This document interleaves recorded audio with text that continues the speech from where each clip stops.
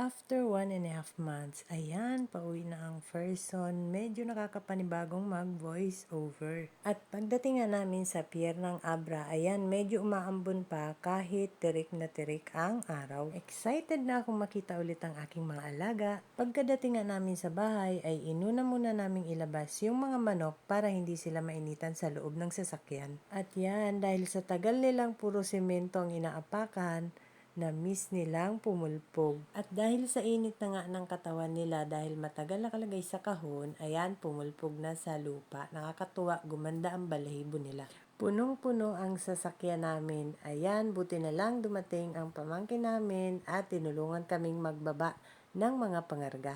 Salamat to. At dahil matagal nga kaming wala, ayan, tambak na naman ang mga damo sa harap ng bahay namin. Ang dami ko na namang gamasin. At pagkatapos namin magdiskarga, pinuntahan ko na ang mga Yung manok. pitong sisiw na iniwan ko.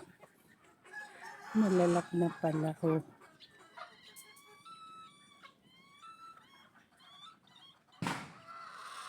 Ang bilis lumaki. At ang aming bulik. Lalaki ang bulik. Very good. Sisiw pa nung iniwan ko ang bulik at ngayon cockerel na siya. Anak yan ng aming posong sweater at white brood hen. Yan ang aming bulik na J. Ferns Creation. Nakakatuwa. At ito naman yung isang kasama dati ng bulik. Inilipat silang dalawa ng bulik sa tangkal dahil nagpapaluan daw, sabi nung iniwanan kong nag-alaga ng aking mga manok.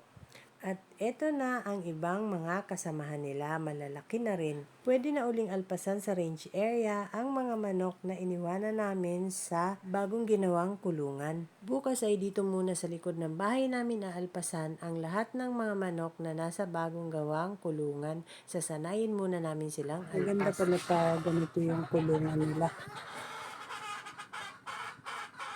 Hindi sila nadudumihan.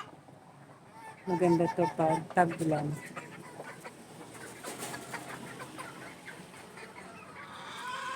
Ang lalaki na nila.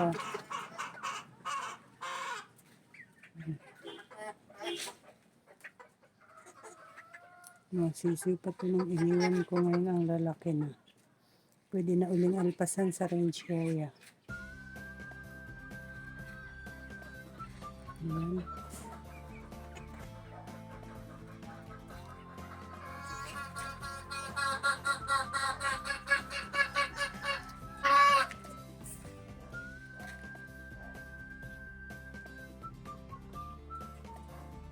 Laki na.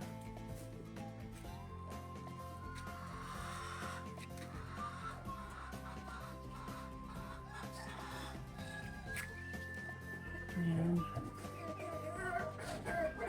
Okay, yan. Kahit binyahe, hindi na stress ang aming black lava. Yung itlog. Maliit pa ang itlog niya. Aming mga stag. Natubo na ang mga buntot. Ito pa yung isa. Tatlo na lang sila. Ito pa yung isa. Aking tanim na okra. Ay, bunga na pala, magulang na yun. Yung nanditong dalawa kinuha ko at ulamin.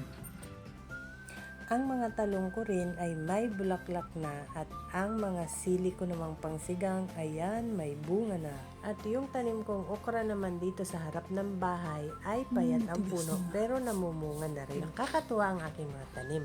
And I'm back sa Jason's backyard.